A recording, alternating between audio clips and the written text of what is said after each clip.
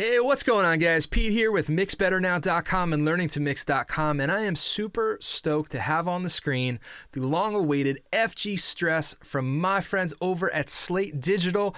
We're going to check this bad boy out. We're going to put it through its paces, and we're going to go over all of the features. So without further ado, let's jump on in and check it out.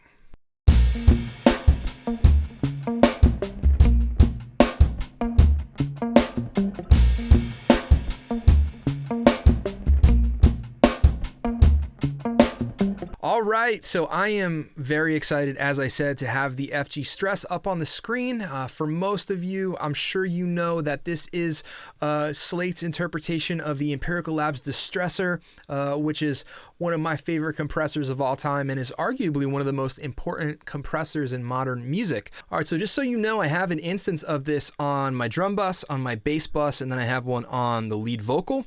Let's take a listen. We'll go from the second verse here. This is the Losing End from Zach Jones in the tricky bits, and it sounds like this. I should walk away from you. Yeah, I know it's for the best. Every time you're in my arms, I forget about the rest.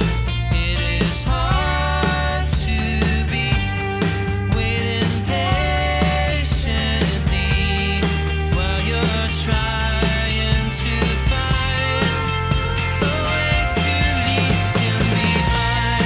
Either way you go, I'm the last to know. I'm on the losing end. I'm on the losing end. All right, so as you guys can hear there, I think that, Steven and Fabrice and the whole crew at Slate did a really good job at, at really nailing the sound of the distressor inside of the FG Stress. One thing for me that I've always really loved about the tonality of a distressor is the way that it moves or the way that it compresses the audio in terms of movement, where it's flattering to adding sustain on things like snare drums, kick drums, on bass, on guitars, on vocals. And, I think they did a very, very good job here. So what I've done is let's just first take a look at, we're going to look at some of the controls here, and we'll check out some more things. But what I have loaded up on here is a bunch of drums. Now, these are just raw drum tracks. There's, they haven't been mixed per se. The only thing that I have on them is we've got a VMR on each track with the VCC. So we've got a kick, we've got a snare top, two toms, over a pair of overheads, a mono room mic, there's a tambourine, there's a shaker, and then there's a cowbell. Gotta have some cowbell. And anyway, it's on the Brit 4KE setting, okay, which is one of my favorites. And then all of this is just coming to a drum bus right here, and then on the drum bus, we've got the VCC pulled up on the mix bus setting. I have the London here just to kind of warm everything up a little bit. And then we have an instance of the SG Stress. So let's default this out right now, and let's take a listen to what it sounds like on the drums. Keep in mind, there's no EQ on anything. There's no compression on any of the tracks. This is all just coming here to the drum bus because I really want us to be able to hear what the FG Stress sounds like. If you add it on after you do a bunch of mixing, it's not quite as audible. So let's take a listen.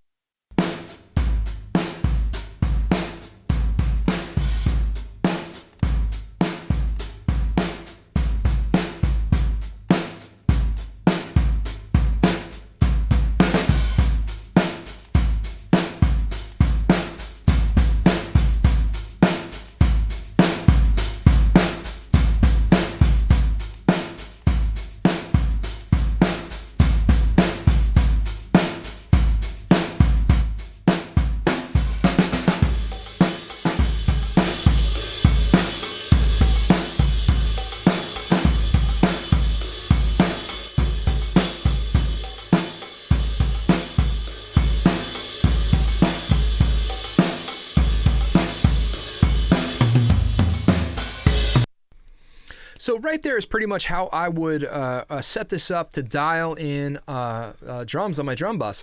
Now let's take a quick peek at the features that it has. We'll go from the top to the bottom. So we've got our 4 main compressor controls right here. Okay, we've got our input. So the way that this compressor works is that the harder you drive the input, the more that you turn that knob up, the more compression that we are going to get out of the unit. So we're sending more level in. It's going to give us more compression. Okay, check it out.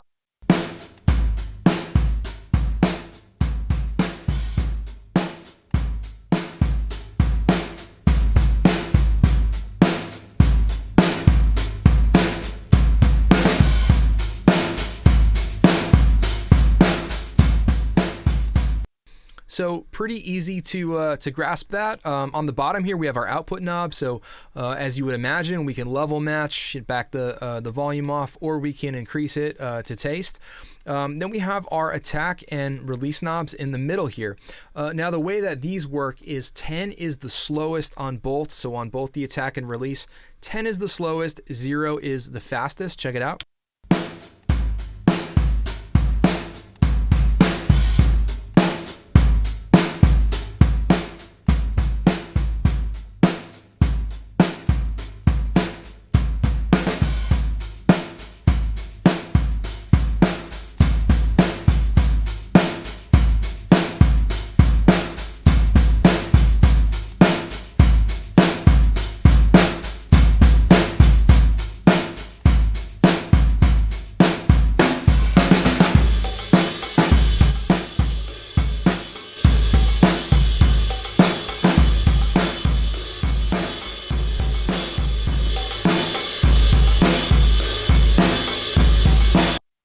So as you can see, based upon the way that the gain reduction meter is reacting when I turn the attack and release knobs, we can really get some fast attack as well as some fast release, and we can slow it down to whatever the content calls for. Below that, we have our ratio. Now, here's where things get pretty fun. Now, I am by no means, an expert on distressors or anything like that. I do not own any of the hardware, which is why I'm excited about these plugins. But from what I understand, the way that we use these ratios will sort of sculpt the tonality of the compressor. Now, distressors are very famous for being able to emulate the sound of a wide variety of compressors, so they can sort of take on the characteristics, of an 1176, and other FET style compressors. They can do the same with VCA style compressors, with optical tube style compressors. Okay. And then, of course, Varimu style compressors like the Fairchild. So from what I understand, if we set this to around 2-to-1, that'll kind of be in the ballpark of something in the VCA mold, like an SSL bus compressor. So that might be something that I would reach for, if I was to put this on the mix bus, or maybe on another bus where I didn't want to do a whole lot of compression. Now, if we go with like a 3-to-1 or a 4-to-1, we're going to get a little bit of that FET flavor, a little bit of that 1176 thing happening, which for me is really where a lot of this plugin shines. I think 4-to-1 sounds amazing. 3-to-1 sounds amazing. 6-to-1, you can get a little bit of that Fairchild thing happening. Now, here's something interesting. So on 10-to-1, and I'll show you this on bass in a little bit, but 10-to-1, depending on how you dial your attack and release times, this is where you're going to get a little bit of that opto compressor thing happening. So, think LA2A, LA3A. And then, of course, 20-to-1 and nuke, you are going to have straight on brick wall limiting in your face, especially with this nuke. I'll show you what the nuke sounds like. I've got an aux setup in parallel, so we're going to do some parallel compression with this guy. So let's just kick this back to 4-to-1 here. And then if we take a look at some of these buttons down here, now I'm sure if you've seen the front panel of a hardware distressor, there's even a few more buttons than this with some different ways that you can sculpt, like the filters and the distortion modes and stuff. But what we have on here is we have 2 different high pass filters, so we can use one, the other, or a combination of the 2, to sort of act as a side chain to allow some of the low end information come through and then not send the compressor into compression too soon, right? Because a lot of those low end frequencies will really stimulate the compressor quickly. And then what's really cool, one of my favorite things about that is this little bump right here, or hump, or whatever you want to call it. And this is a filter as well, but what this is going to do is this is going to smooth the upper mids. So this will take care of any harsh sounding things like you have, maybe like if you have some sibilant vocals that sound harsh or crispy, if you had vocals that were sung through a very cheap microphone with a harsh capsule, maybe some harsh sounding guitars. So this is going to focus more on smoothing out some of the mids, and it's going to respond more to those mids and sort of not pay attention to the low end. So it's going to let some of the lows go through uncompressed. It's just really cool. Of course, we can link and unlink the compressor down here. And then we have two distortion buttons, obviously disc 2 and disc 3. Now, the way that these work is distortion 2 focuses more on second order harmonics. So for me, that's more of an even order harmonic thing. This will be more of a tube distortion or a tube overdrive flavor. And then distortion 2 for me is pretty warm. If we uncheck that and go to 3 here, this is going to focus more on third order harmonics, which is very akin to tape saturation. So really great options to have. And then last but not least, they have put a mix knob on here. So we can use this plugin on any of our channels and use it in parallel. All right, so above these drums, I have a little drum loop going on here. I'll bypass this for a second. You can just hear what it sounds like.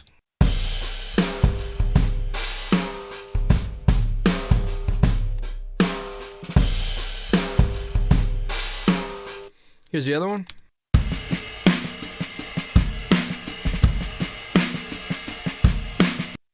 Okay, I just want to show you a couple of the really cool presets that the FG Stress has.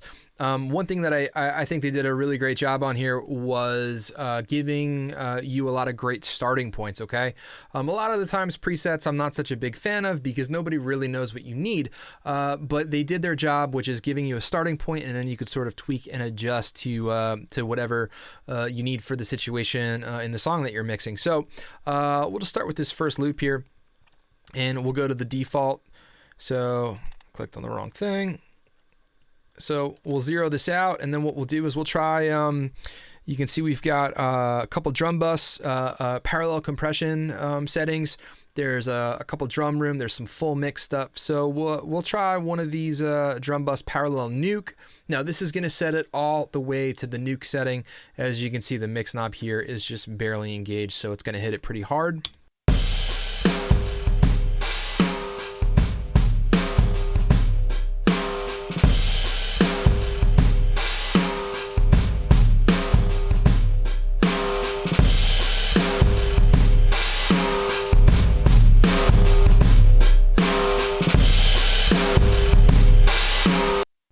I mean, it just gets absolutely mean, and it really does that distressor thing. Let's try drum room big.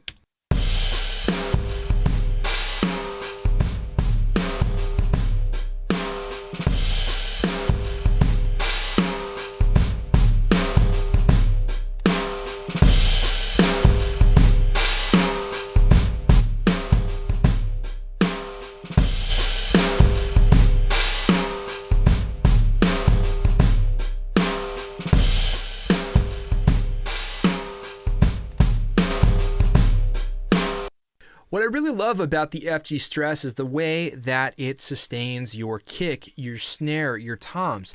It just really does these lovely things that the only other compressors, mentally that I can think of that are sort of akin to it is what an 1176 does.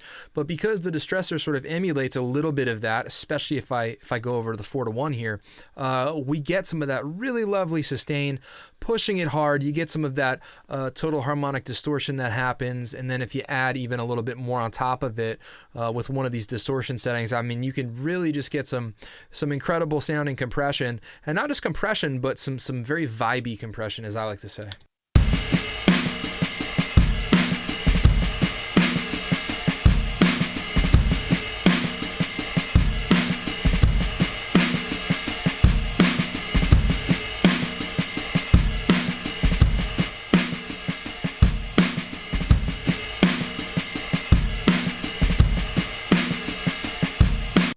Sounds great. Let's check it out on some parallel compression on the drums.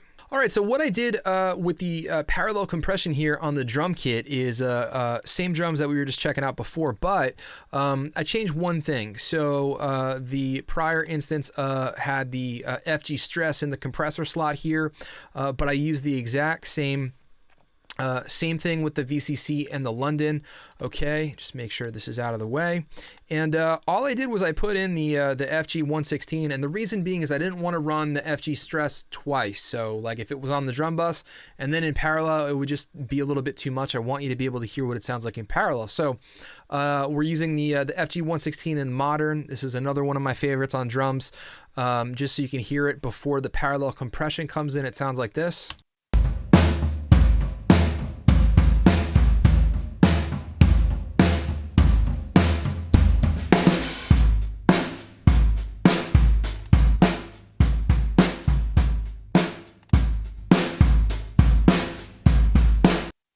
Okay, really cool. And then what I did was I set up my my parallel aux here. The way that I like to get my volume from my parallel compression is on the return. So this return fader here is going to dictate how much of the parallel compression we're going to be hearing. So I'm going to unmute it. And just so you know, all of these sends are at 0. They are at unity. So you know, it's not the send level, it's the return level that we're going to be hearing. And just through the FG stress on there. So we'll get this guy up here, and we'll get pretty aggressive with it. So the further that this gets pushed up, the more of the parallel compression that we're going to hear. We'll start with it all the way out.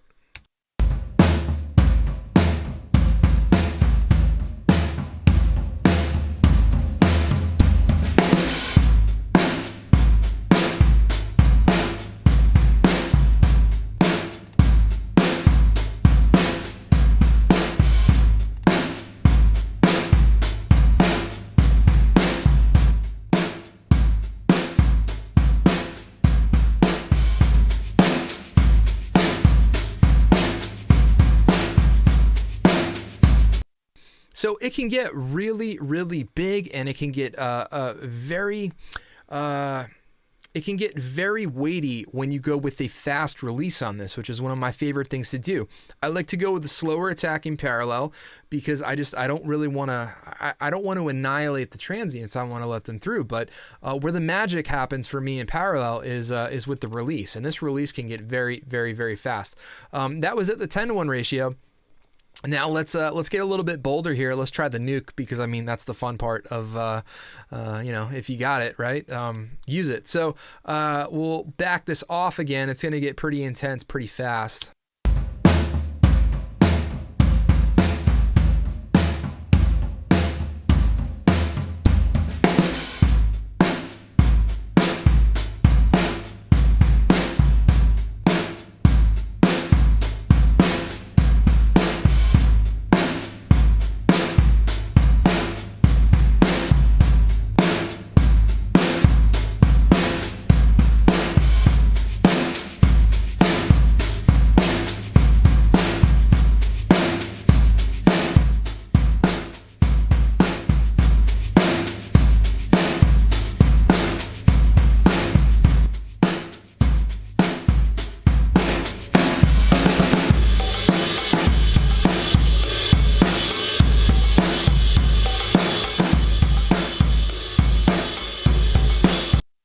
So as you guys can hear, with the FG stress in parallel, you can get everything from a nice little boost and a nice little bit of enhancement on your drums, you know, to full-on smashing, sustaining fun. So the next place we're going to check out the FG stress on is on the bass bus, okay? And this is going to be that situation where we can really take a look at that 10-to-1 ratio, and then setting it up in a particular way is going to give us that optical tube compressor sound, you know, very similar to an LA2A or something like that. Real quick, one thing I just wanted to mention when talking about the FG stress in parallel on the drums is that, you know, look, I think the FG stress, and, you know, and a distressor in general, sounds great in parallel using it for parallel compression on everything. I mean, whether it's vocals, guitars, bass, this is probably my favorite compressor to use in parallel.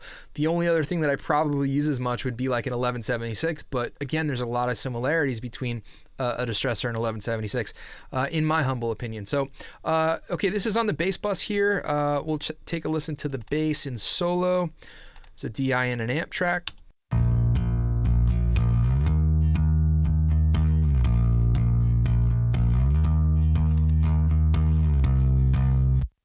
So what I was using was the Acme for this. Okay, a really, really great optical compressor.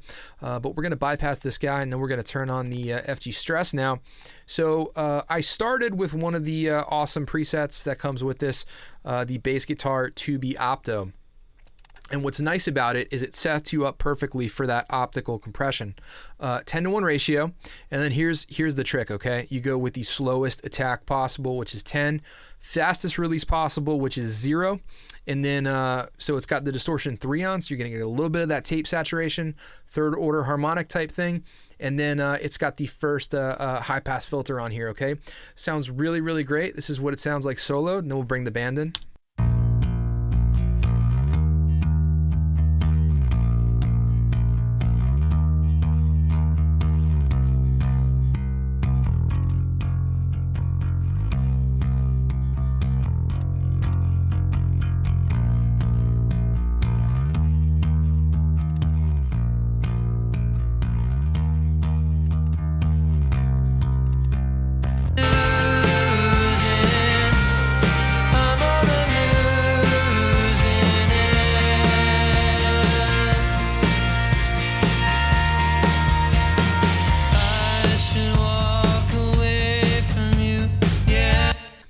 And see, what's cool about it is if you look at the gain reduction meter here, it's acting very similar to the way that an LA2A will react. It's not constantly returning to 0. It's kind of staying up and hovering, right around 1 to 2 dB of compression, which is pretty much bang on how an optical compressor will work. So for me, this sounds great here. And again, this is just part of the chameleon qualities that the FG Stress has. All right, guys, last but not least, we're going to check this out on the lead vocal here. Another place that I think it really shines. So just to give you a little bit of insight as to the way that my former compression was set up, I'm running some serial compression here. So I had an 1176 and followed that up with the XLA3 again. So FET compression into some optical compression. Pay attention to the way the VU meters react here, and just sort of listen to it. And then we're going to pull in the FG Stress in place of the 1176. I should walk away from you. Yeah, I know it's for the best. Every time you're in my arms, I forget about the rest.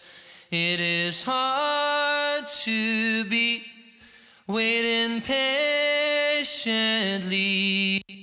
So I would say at the highest point, when he's saying hard to be, it's going to around, I don't know, maybe -10 on the 1176, okay? So let's go ahead and take the 1176 out. I'm going to bypass that. We'll bring in the FG Stress now. And the way that I have this set up is, let's see, we have an attack of 3. So, I mean, that's, it's pretty fast. It's similar to that to the 1176. We have a release around 1.5, which is very fast. 4-to-1 ratio. Just so you know, I like to use a higher ratio for the first compressor whenever I'm doing serial compression here, okay? And I think it does a really good job. So let's take a listen to it. I should walk away from you. Yeah, I know it's for the best. Every time you're in my arms, I forget about the rest. It is hard to be waiting patiently while you're trying to find a way to leave him behind. Love it. Let's take a listen in solo. I should walk away from you. Yeah, I know it's for the best. Bypassed. I should walk away from you.